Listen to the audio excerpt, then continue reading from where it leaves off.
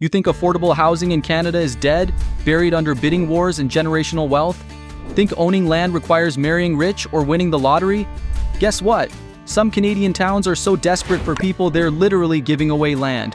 Free, $0, real municipal programs offering lots if you're willing to build and actually live there. Yes, they're remote and winters are brutal, but if you're done renting forever, this might be the only sane path left. Before we dive into these land giveaways that sound too good to be true but aren't, smash that like button like you're claiming your free acre, and hit subscribe so you don't miss more opportunities. 1. Mundare, Alberta, where Ukrainian heritage meets free land. Mundare sits about 80 kilometers east of Edmonton with a population hovering around 900 people, which is small enough that the town Facebook group serves as the primary news source and social network. This place is famous for its giant sausage statue, which tells you everything about how seriously Mundare takes its Ukrainian heritage and how desperately it needs something to put on promotional materials. The town launched a land giveaway program offering residential lots to anyone willing to build within a year. The lots aren't huge, typically around 60 by 120 feet, but they're free, which in Canadian real estate terms is basically mythical. The catch, because there's always a catch, is that you need to start construction within 12 months and complete the build within 2 years. The town wants actual residents, not speculators or people who claim a lot and then forget about it while pursuing other life goals like employment in cities with actual jobs. Mundare has basic services, a grocery store, gas station, schools, and a community center that hosts everything from bingo to wedding receptions. The healthcare situation involves a medical clinic, but for anything serious, you're driving to Vegreville 20 minutes away or Edmonton an hour west. The town's economy historically centered on agriculture and grain elevators, those massive prairie towers that dominate flat landscapes and make you feel insignificant in a weirdly comforting way. Building costs in rural Alberta run around $150 to $200 per square foot for basic construction, which means a modest 1,000 square foot house costs $150,000 to $200,000 to build. That's still cheaper than buying anything comparable in Edmonton or Calgary, and you're starting with free land, which changes the entire financial equation. You're looking at total ownership costs that urban Canadians would assume are missing zeros. The lifestyle here is pure rural prairie. Winters are cold, like -30 cold, the kind where your car doesn't start and you question whether humans were meant to live this far north or if Canadians are just collectively stubborn. Summers are beautiful with long daylight hours, warmth that actually feels warm, and skies so big they make you understand why prairie people are either very calm or slightly unhinged from all that horizontal space. The community is tight-knit, which is code for everyone knows everything about everyone, and privacy is a theoretical concept you left behind in the city. But that also means people help each other, watch out for neighbors, and create the kind of social fabric that urban areas talk about but rarely achieve.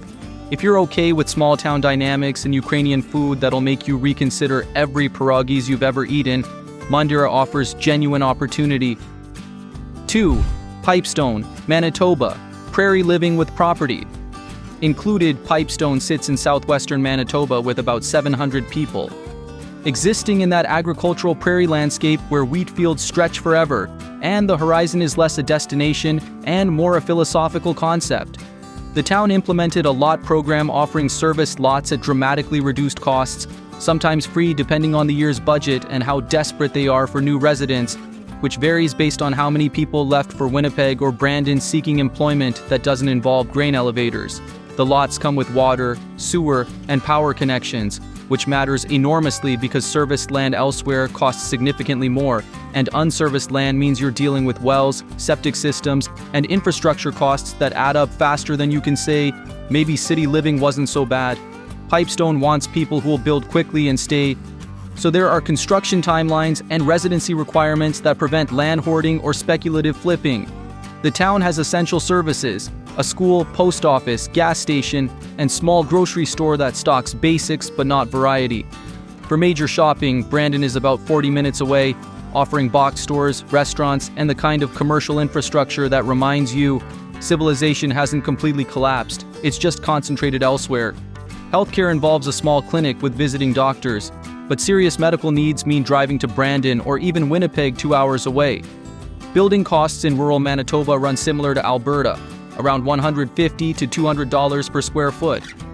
The land being free means you're saving $30,000 to $50,000 minimum compared to buying serviced lots elsewhere, which changes what's financially possible. A modest home becomes achievable on working-class income instead of requiring dual six-figure salaries and family money. Pipestone's economy centers on agriculture, with some residents commuting to Brandon for work. The town is quiet, genuinely quiet, not urban, quiet where you still hear traffic and sirens but can't see them. This is silence broken only by wind, occasional farm equipment, and the existential sound of your own thoughts, which either appeals to you or sends you into crisis depending on your relationship with solitude. Winter on the prairies is legendary for wrong reasons. It's not just cold but windy, and wind at -25 feels like -40, which feels like nature is personally angry at your life choices. But housing costs that don't destroy your finances make winter somewhat more tolerable, or at least financially survivable. 3. Smooth Rock Falls, Ontario, Northern Ontario's free lot strategy. Smooth Rock Falls sits in northeastern Ontario with about 1,200 people, a town that peaked decades ago when the paper mill employed everyone and then declined when the mill closed, because that's the story of approximately 70% of Northern Ontario towns. In an effort to reverse population decline and avoid becoming a ghost town featured in sad documentaries, they launched a program offering residential lots for $1, which is technically not free but close enough that arguing the difference makes you seem pedantic. The lots are serviced with water, sewer, and electricity, and the town requires you to build within 2 years.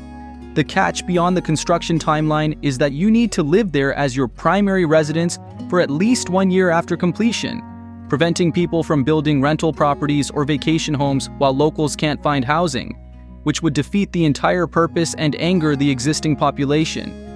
Smooth Rock Falls has basic services: a grocery store, gas station, schools, a medical clinic with family doctors, and a hospital in nearby Kapuskasing, about 30 minutes away for emergencies. The town maintains a recreation center, arena, and various facilities that serve the community better than population numbers would suggest, because Canadian small towns invest in infrastructure hoping people will come back and justify the investment. Building costs in Northern Ontario run around $140 to $180 per square foot, slightly cheaper than Southern Ontario because labor and material costs decrease the further you get from the Golden Horseshoe's economic gravity. A 1,000 square foot house costs $140,000 to $180,000 to build, achievable on modest income, especially when land costs $1 instead of $50,000. The lifestyle is Northern Ontario: forests everywhere, lakes for fishing, trails for ATVing and snowmobiling, and winters that last from October to April with temperatures that make you respect the concept of insulation. Summers are beautiful with long days, warmth, and mosquitoes so aggressive they should be classified as wildlife rather than insects. The community is working class, bilingual French and English, and friendly in that northern way where people help each other because isolation demands cooperation. The economy is limited with government jobs, healthcare, education, and trades being primary employment. Many residents commute to larger towns or work remotely, which becomes more viable as internet access slowly improves. Before we continue with more towns practically begging you to take their land, hit that subscribe button like you're staking a claim, and drop a comment with which town you'd actually consider, because engagement feeds the algorithm, and the algorithm feeds my ability to research weird Canadian real estate opportunities nobody else covers. 4. Reston, Manitoba, another prairie town. With lots to give, Reston sits in southwestern Manitoba near the Saskatchewan border with about 600 people, a town small enough that the mayor probably knows your name within a week and your business within 2. They've offered free lots through various programs over the years, with availability depending on budget and how many people they've successfully recruited versus how many left for Brandon, Winnipeg, or literally anywhere with a Costco. The lots are serviced and come with the usual requirements: build within specified timelines, live there as primary residents, and don't immediately flip it for profit because that would be morally questionable and probably violate the agreement you signed. Reston has basic services including a school, health clinic, post office, and small retail operations that cover essentials but not variety. The town's economy relies on agriculture and the people who support agriculture: grain elevators, equipment dealers, and agricultural services.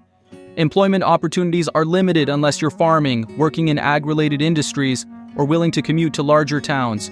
Remote work makes places like Reston viable for people whose jobs exist in laptops rather than physical locations. Building costs follow Manitoba patterns, $150 to $200 per square foot. Free land means a modest home costs $150,000 to $200,000 total, achievable through conventional mortgages or savings if you've been financially responsible or inherited money from relatives who bought houses for $12 in 1950. Life in Reston is prairie simple. Winters are harsh with wind that cuts through optimism and inadequate outerwear. Summers are warm with big skies and agricultural smells that range from pleasant to challenging depending on wind direction and what's being fertilized. The community is close-knit with social life revolving around hockey, community events, and Tim Hortons runs to nearby towns because even small-town Canadians need mediocre coffee and social outings. 5. Craik, Saskatchewan, eco-village with free land twist. Craik sits in south-central Saskatchewan with about 400 people and ambitions of becoming Canada's first eco-village. A designation that sounds like marketing until you realize they've actually implemented environmental initiatives, including wastewater treatment using natural systems and energy efficiency programs that urban municipalities talk about but rarely execute. The town has offered free lots through its eco-village initiative, targeting people willing to build energy-efficient homes, meeting specific environmental standards. The lots come with requirements. You build within a year, meet environmental building criteria, and live there as primary residents. Craik wants residents committed to sustainability, community, and not immediately abandoning the town when they realize the nearest city is Regina, an hour away. Services are basic: a school, post office, gas station, and small shops. Healthcare involves a clinic with visiting doctors and nurses, but serious medical needs require travel to larger centers. The town maintains facilities including a recreation center and arena, because prairie towns believe in hockey infrastructure regardless of population size. Building an energy-efficient home costs slightly more upfront, around $160 to $220 per square foot, depending on features and technology. But free land and lower operating costs through energy efficiency create long-term savings that offset initial investment. You're building a home that costs less to heat and power, which matters enormously when winters are -30 and heating bills can bankrupt the unprepared. Craik's economy centers on agriculture and wind energy projects that bring revenue and jobs. The town attracts people interested in environmental sustainability, which creates a different demographic than typical prairie towns. Residents tend toward educated, environmentally conscious individuals willing to embrace rural life for ideological and financial reasons. Winter is Saskatchewan winter, cold, windy, long, and character building in ways that make you stronger or drive you away depending on constitution. Summer brings warmth, endless daylight, and the kind of prairie beauty that doesn't photograph well but feels profound in person. 6. Balcarres, Saskatchewan, small town with big land offers. Balcarres sits northeast of Regina with about 700 people and a lot program offering reduced price or free lots depending on current incentives and how desperately they need population growth. The town is located near Last Mountain Lake, providing recreation opportunities that make rural living more appealing to people who define quality of life through outdoor access rather than restaurant variety. The lots come serviced with standard requirements: build within timelines, live there as primary residents, and contribute to community instead of treating it as real estate investment opportunity. Balcarres has essential services including schools, medical clinic, grocery store, and businesses covering basic needs. The proximity to Last Mountain Lake means fishing, boating, and water recreation, which appeals to outdoor enthusiasts and families seeking affordable access to lake lifestyle without Muskoka or Okanagan prices that require selling organs. The lake also attracts tourists and seasonal residents, creating some economic activity beyond agriculture. Building costs follow Saskatchewan patterns: $150 to $200 per square foot for standard construction. Free or reduced price land makes home ownership achievable on working class income. Total costs for modest homes land between $150,000 and $225,000, including land, construction, and fees, which sounds reasonable until you remember urban Canadians pay that for down payments. Balcarres sits about an hour from Regina, making it viable for commuters willing to trade drive time for housing affordability and small-town living. The economy mixes agriculture, lake tourism, and people who work remotely or commute to the city. Winter brings cold and wind, summer brings lake recreation, and year-round brings that prairie sense of space that either calms you or makes you anxious from too much horizon. 7. St. Paul, Alberta, gateway to the north, and free lots. St. Paul sits in northeastern Alberta with about 5,500 people, making it larger than most towns on this list and offering more services while still providing land incentives to attract residents. The town has implemented lot programs offering free or dramatically reduced price land to encourage growth and development. St. Paul has proper infrastructure, a hospital with emergency services, schools, grocery stores, restaurants, and retail operations that cover most needs without requiring constant trips to Edmonton 2 hours away. The town serves as regional hub for surrounding agricultural areas, which provides employment opportunities in healthcare, education, retail, and services beyond just farming. The land programs target families and individuals willing to build and stay. Requirements include construction timelines, minimum home values to prevent people building sheds and calling them houses, and residency commitments. The town wants growth, but quality growth that adds to tax base and community rather than creating problems. Building costs in Alberta run $150 to $200 per square foot. Free land plus reasonable construction costs make home ownership achievable for working families, young couples, and anyone priced out of Edmonton or Calgary where housing costs require tech salaries or inherited wealth. A 1,500 square foot home costs $225,000 to $300,000 total, which buys approximately a parking spot in Vancouver. St. Paul's economy is diversified for a town its size, with agriculture, healthcare, education, retail, and oil industry workers when the oil industry is hiring. The location makes it viable for people willing to commute to oilfield work or larger towns while enjoying small-town housing costs and community. Winter is northern Alberta winter. Cold, dark, long, and testing. Summer brings warmth, light, and mosquitoes. The town has recreation facilities, sports leagues, and community events that create social life beyond staring at screens. The community is diverse with various cultural backgrounds, including a significant Francophone population. 8. Manitoba Beach. Manitoba, lake living with land incentives. Manitoba Beach sits on Lake Manitoba, about an hour northwest of Winnipeg, with about 800 people and a cottage town vibe that transitions from seasonal to year-round as they recruit permanent residents. The town has offered lot programs encouraging people to build year-round homes, rather than just seasonal cottages. The lots are serviced and located near the lake, providing water access and recreation opportunities. Requirements include building permanent residences, meeting code standards, and living there as primary residence rather than vacation property. The town wants residents who pay taxes year-round and participate in community instead of just showing up for summer weekends. Manitoba Beach has basic services, a school, post office, gas station, and small retail operations. For major shopping and services, Winnipeg's an hour away, making commuting viable for people willing to trade drive time for lake living and affordable housing. Healthcare involves a clinic with visiting doctors, but serious medical needs require Winnipeg hospitals. Building costs follow Manitoba patterns, $150 to $200 per square foot. Free land near a lake is significant value considering lakefront properties elsewhere cost hundreds of thousands just for land. A modest home costs $150,000 to $250,000 total, providing lake lifestyle at prices that make financial sense instead of requiring multi-generational wealth. The economy is mixed with some local employment in hospitality and services, but many residents commute to Winnipeg or work remotely. The lake attracts tourists in summer, creating seasonal employment. Winter is quiet with residents who embrace cold weather recreation or just hunker down until spring, remembering why they bought near a lake. 9. Moosomin, Saskatchewan, border town, with opportunity. Moosomin sits on the Saskatchewan-Manitoba border with about 2,700 people and serves as regional hub for surrounding agricultural areas. The town has implemented land incentives including free or reduced price lots to encourage residential and commercial development. Moosomin has solid infrastructure for its size.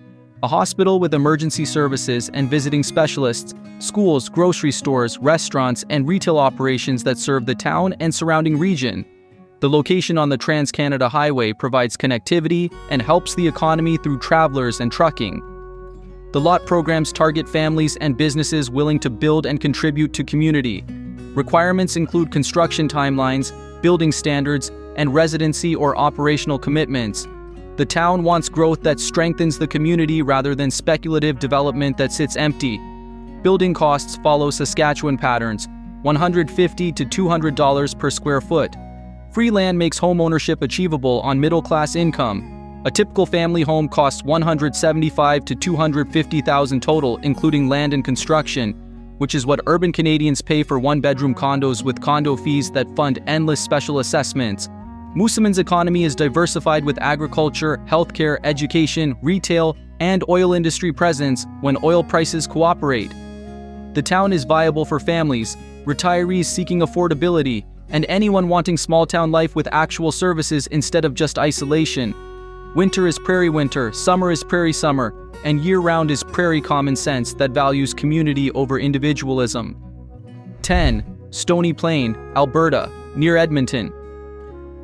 With land deals. Stony Plain sits just west of Edmonton with about 18,000 people, making it more town than city but offering suburb-level services with small-town land incentives. The town has implemented development programs offering reduced-price lots to encourage growth, and while not always completely free, the discounts are substantial enough to matter financially. Stony Plain has full services, schools, hospital, shopping, restaurants, entertainment, and all amenities expected in communities this size. The proximity to Edmonton means access to major city services, employment, and culture, while living somewhere with lower costs and less urban chaos. Many residents commute to Edmonton for work while enjoying Stony Plain's more relaxed pace. The land programs target families and individuals willing to build and stay. Requirements include construction timelines, building standards meeting town regulations, and residency commitments. Stony Plain wants controlled growth that enhances the community rather than overwhelming infrastructure or creating housing that sits empty as investment properties. Building costs in Alberta near Edmonton run $160 to $220 per square foot due to higher labor and material costs from urban proximity, but reduced price or free land offsets those costs significantly. A typical home costs $250,000 to $350,000 total, which is substantially less than buying equivalent homes in Edmonton proper, where similar properties exceed $500,000. Stony Plain's economy benefits from Edmonton proximity with residents working in the city, oil industry, healthcare, education, and various industries. The town has its own employment base in retail, services, and local businesses, making it viable even without commuting.